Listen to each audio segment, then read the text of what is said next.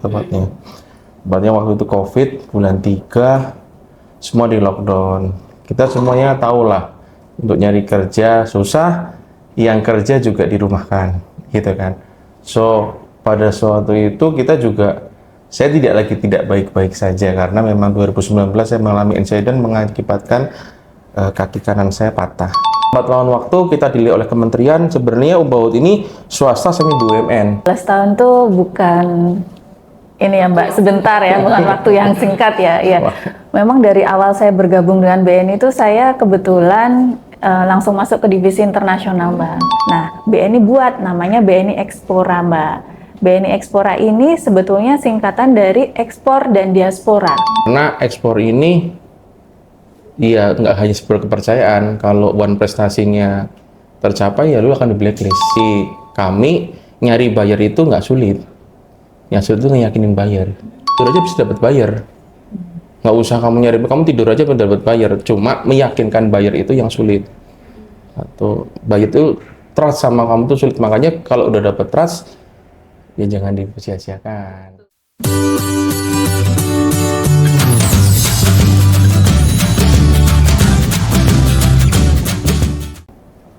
Nongkrong sana, nongkrong sini, nongkrong di Urban Life. Halo investors, gimana kabarnya nih? Rasanya udah lama banget ya nggak ketemu. Balik lagi sama saya Afifah. Dan tentunya hari ini kita bakal membahas sama-sama tentang topik yang sangat menarik. Tentunya yang sebenarnya topik ini tuh personally sempat terpikir menjadi salah satu career path aku. Nah kira-kira investor bisa nebak nggak nih kita mau bahas apa?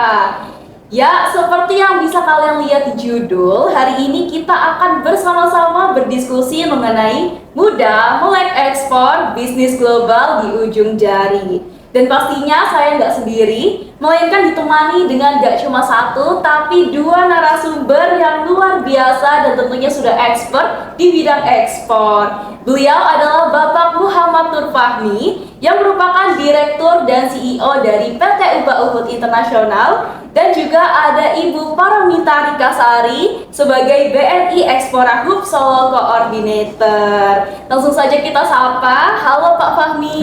Halo Bu Paramita. Halo. Gimana nih kabarnya? Baik, luar biasa. Kalau Bu Mita gimana? Alhamdulillah sehat Mbak. Alhamdulillah. Oh iya, kira-kira saya bisa panggil Pak Fahmi dan Bu Mita dengan panggilan apa? Apakah Pak Fahmi dan Bu Mita udah benar nih? Benar. Sudah. Benar. Oke, kalau gitu Pak Fahmi dan Bu Mita Itis ya.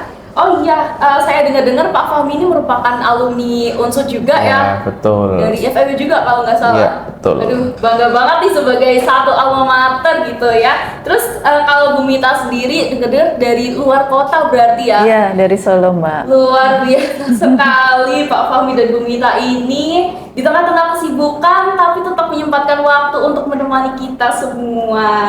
Baik, langsung saja saya izin masuk ke pertanyaannya. Nah, seperti yang saya bilang di awal, saya tuh sempat menjadikan dunia ekspor impor sebagai salah satu career path saya gitu ya. Makanya begitu saya diamanahi menjadi host dalam podcast kali ini, saya tuh langsung merasa kayak waduh, kayaknya ini emang takdir gitu ya. Dan pastinya seneng banget karena bisa ketemu dan ngobrol langsung sama 2 expert kita yang ada di sini. Oke, pertanyaan pertama ada buat Pak Fahmi dulu nih. Iya. Saya sempat cari tahu sedikit tentang Pak Fahmi dan PT Ubahut Internasional. Dan ternyata barang yang diekspor itu kalau nggak salah berupa limbah dari sabut kelapa gitu ya Pak? Iya, betul. Oke, menarik sekali ya sepertinya. Nah, saya penasaran nih Pak, gimana sih awal mula Bapak Fahmi terjun ke dunia ekspor dan apa motivasi terbesar yang mendorong Bapak untuk mulai ekspor? Baik, izin Mbak. Jadi kami ini, PT Ubahut ini memang berdiri dari tahun 2020 ya tepatnya. Tepatnya waktu itu COVID bulan 3 semua di lockdown. Kita semuanya tahu lah, untuk nyari kerja susah, yang kerja juga dirumahkan, gitu kan. So pada suatu itu kita juga, saya tidak baik-baik saja karena memang 2019 saya mengalami insiden mengakibatkan kaki kanan saya patah, hancur. Nah itu kemungkinan untuk recovery lama. So kalau bercerita Ubahut, mungkin teman-teman semuanya kalau melihat cerita dari podcast saya sebelumnya ya seperti itu. Cuma kalau mengingat kita kenapa sih ekspor dari Wise ya, dari serabut kelapa, karena memang itu beban dari tiap wilayah sebenarnya teman-teman. Jadi kami ini mulai mengerjakan itu di Banjarnegara, di daerah Pegadongan. Memang di situ hanya dibakar dan ditumpuk saja. Nah waktu itu kami membuat hanya ya sapu lah kalau kita tahu, dan itu pun lokal, nggak ekspor kok, lokal. Jadi selisih antara, nggak usah jauh-jauh, Purwokerto dengan Banjar itu 7.000. Kalau di Purwokerto itu 10 sampai 15.000, kalau di Banjarnegara itu sekitar 7.000. Kita dapat margin hampir separuh. Nah kita kerjakan. So lambat laun waktu kita dilihat oleh kementerian, sebenarnya Ubaut ini swasta semi BUMN, karena kita pasti dong kalau di naungan di kementerian itu pasti ada hak dan kewajiban. Kewajiban kami adalah melaporkan per triwulan untuk kegiatan kami. Ada di bidang pemberdayaan masyarakat, satu-satunya yaitu gimana caranya meningkatkan ekonomi di wilayah, yaitu di daerah, di pedesaan. Nah kebetulan waste sampah dari serabut kelapa ini kan tidak digunakan ya.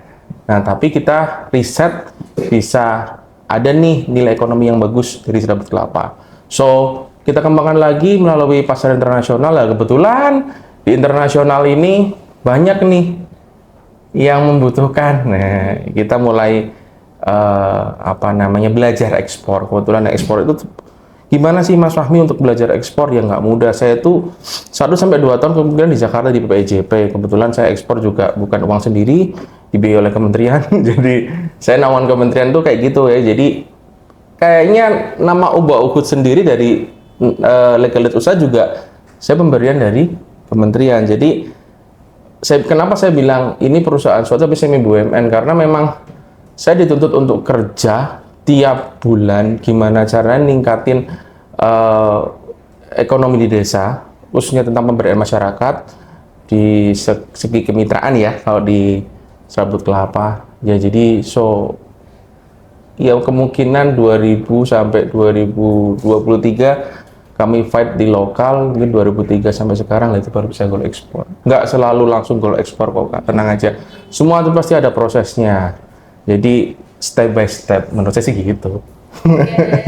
Luar biasa sekali. Jadi oleh ekspor sendiri itu di 2023 ya Pak? Betul. Tapi Ubah Uhud sendiri udah berdiri di tahun 2020 secara legalitas, tapi secara kegiatan itu dari tahun 2019, bulan November. Oke, luar biasa. Nah, pertanyaan selanjutnya ada buat Bu Paramita. Nah, kalau saya lihat di LinkedIn gitu ya, saya sempat stalk dikit-dikit. Ibu tuh kurang lebih udah 16 tahun bekerja di Bank BNI, khususnya di bidang ekspornya sendiri. Yeah.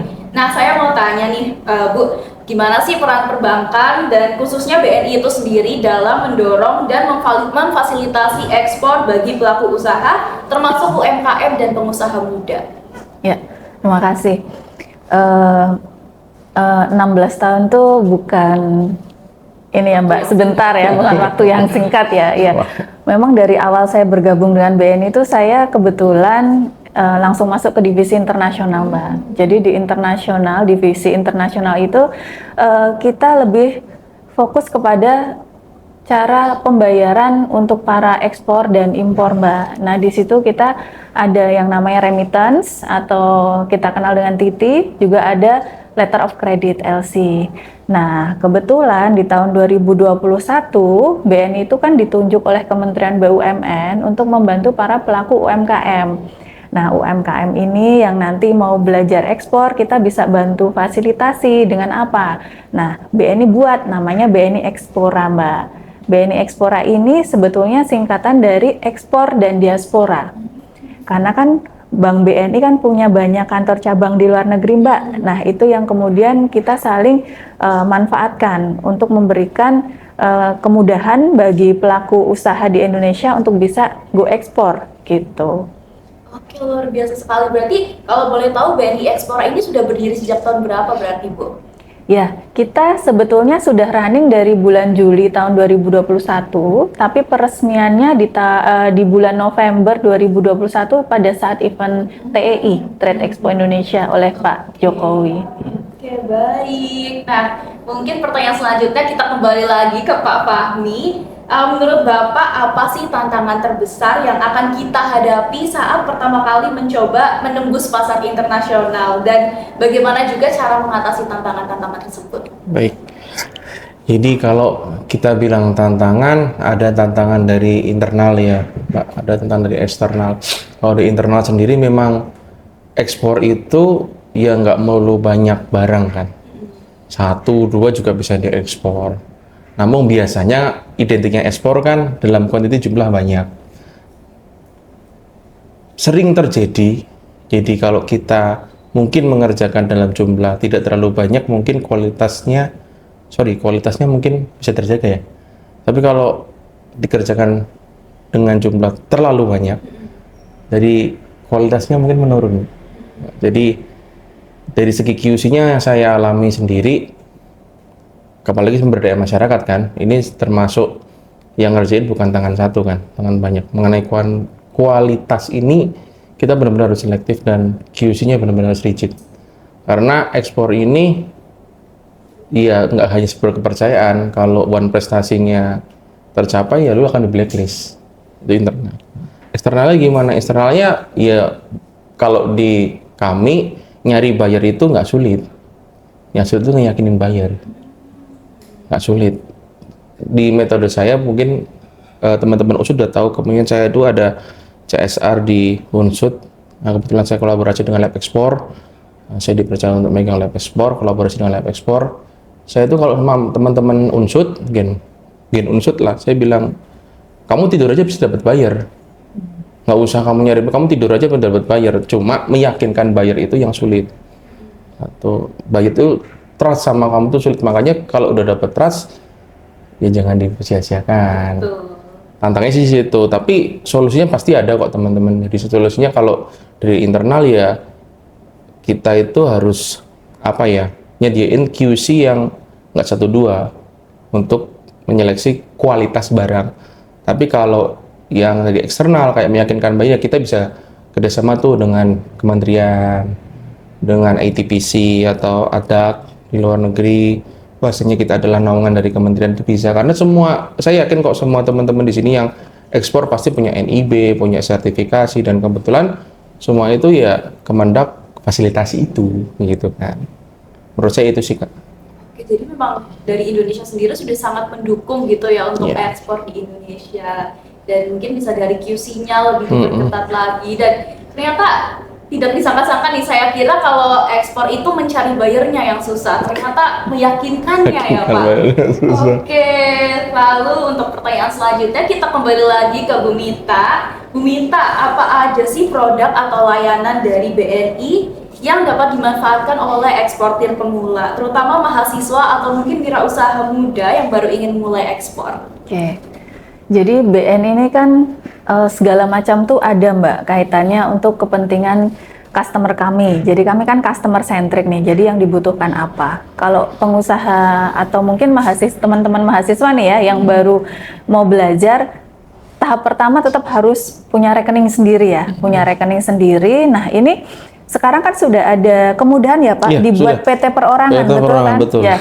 Kalau mau ekspor itu memang diarahkan lebih baik punya nama PT Mbak. Punya corporate, karena kalau di luar sana orang itu pasti akan lebih melihat antara perorangan sama PT lebih prestisius mengenai yang perusahaan kan, yang trustnya kan lebih ke perusahaan. Nah, BN itu juga bisa fasilitasi pembukaan rekening untuk PT, baik itu PT perorangan maupun PT yang sudah berbadan hukum, itu kita bisa. Jadi tahap pertama buka rekening, kemudian jenis rekeningnya pun kita bisa banyak ya, kita ada tabungan, ada giro, kemudian untuk mata uangnya sendiri pun semua hard currency itu kita bisa. Nah, yang pertama buka rekening, kemudian yang kedua dengan bergabung dengan Ekspora Mbak, itu banyak fitur yang bisa dimanfaatkan. Seperti misalnya kita ada cash management. Nah, di dalam cash management itu nanti ada namanya BNI Direct. BNI Direct itu kaitannya untuk pengaturan arus cash flow, karena BNI Direct kita itu memudahkan teman-teman pelaku usaha untuk memonitor cash in dan cash out dari perusahaan, melakukan payroll dan lain sebagainya, itu banyak sekali.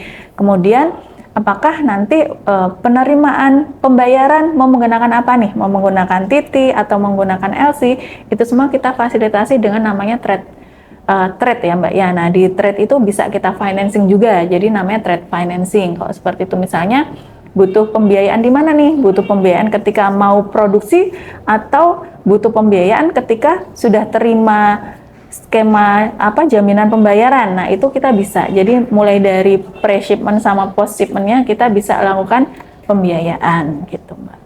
Oke, jadi emang udah dimudahkan sekali ya Bu dengan adanya Expora ini. Iya, betul. Oke, maka dari itu mungkin teman-teman investor di luar sana yang masih tertarik, yang lagi tertarik nih sama dunia ekspor, bisa langsung aja gabung sama Expora.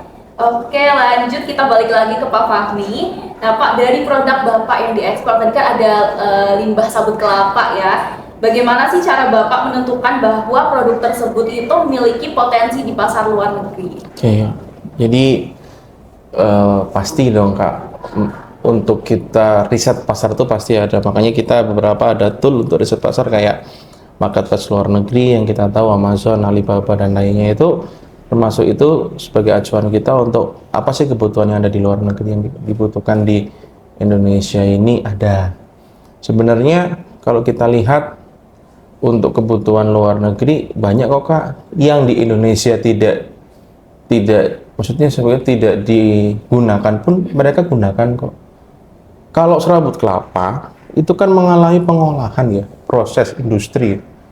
Saya itu kemarin ya nggak lama, udah lama sih sebenarnya, tanpa pengolahan dari Wise itu bisa difungsi di sana daun ketapang untuk nurunin pH air.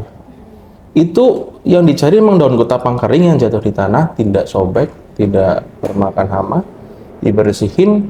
1 kilonya itu 1,8 juta, 20 lembarnya itu 80.000 tanpa proses.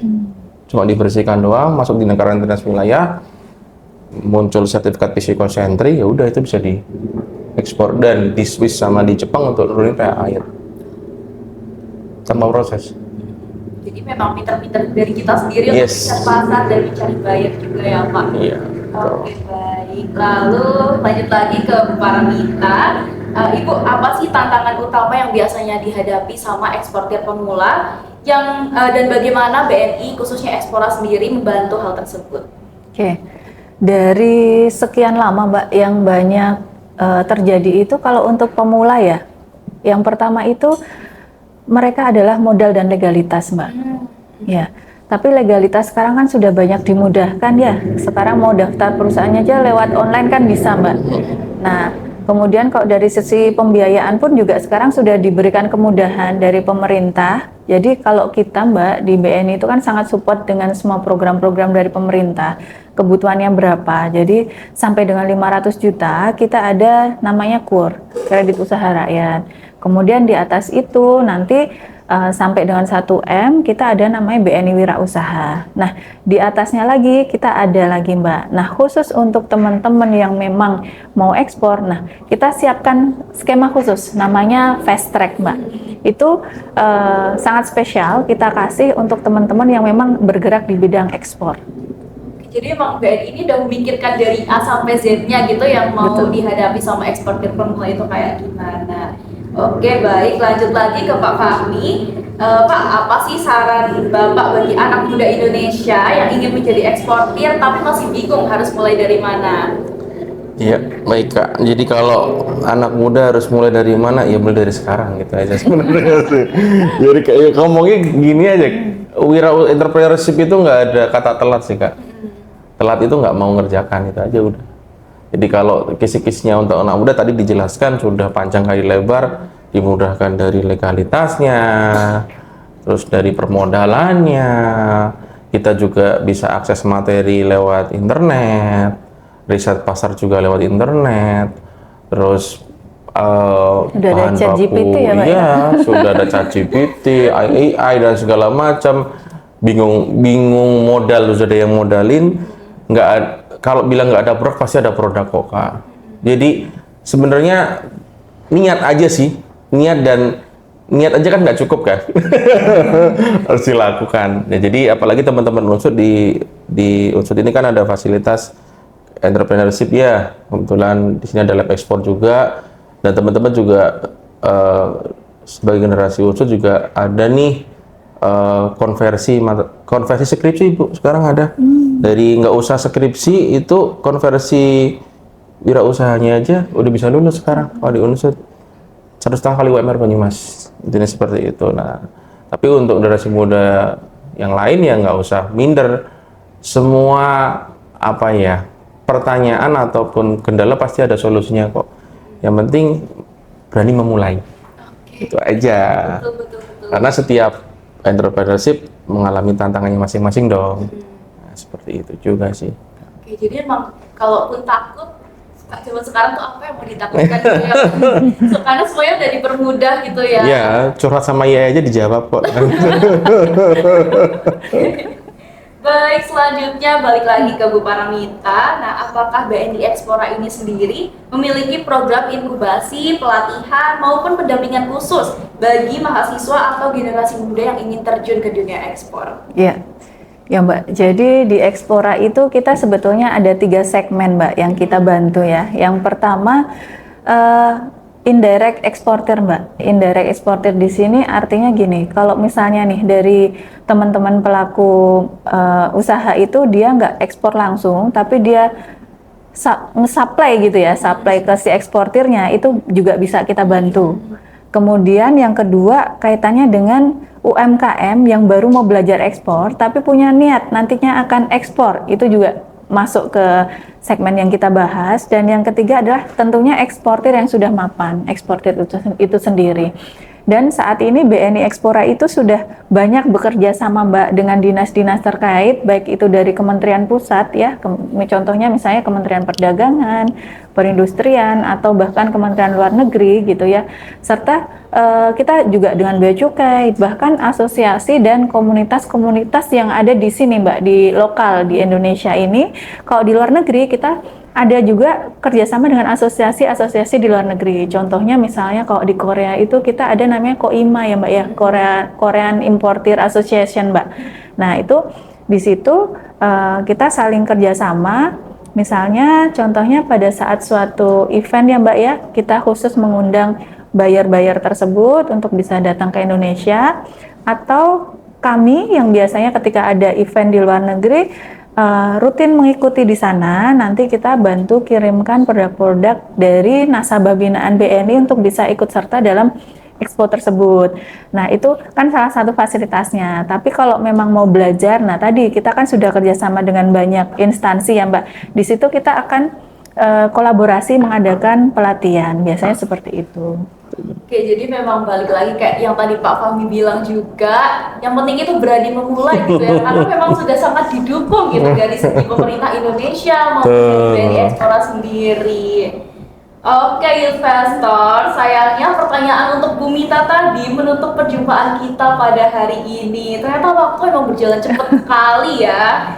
Semoga di lain kesempatan saya dan investor sekalian dapat berdiskusi kembali bersama Pak Fahmi dan Bu Mita di lain kesempatan. Sekali lagi saya mengucapkan terima kasih sebanyak-banyaknya kepada Pak Fahmi dan Bu Mita yang sudah mau menyempatkan waktu untuk berbagi ilmu kepada kita semua. Tak lupa juga terima kasih kepada Youthfestors yang sudah menonton dan menyimak podcast ini dari awal hingga akhir. Semoga insight yang kita dapat dari podcast kali ini bisa bermanfaat ke depannya. Saya Afifah sebagai host podcast hari ini pamit undur diri dan mohon maaf apabila ada kekurangan dan kesalahan baik yang disengaja maupun tidak disengaja. Last but not least, see you in next Urban Life episode and bye. Bye. Terima kasih Pak Fahmi.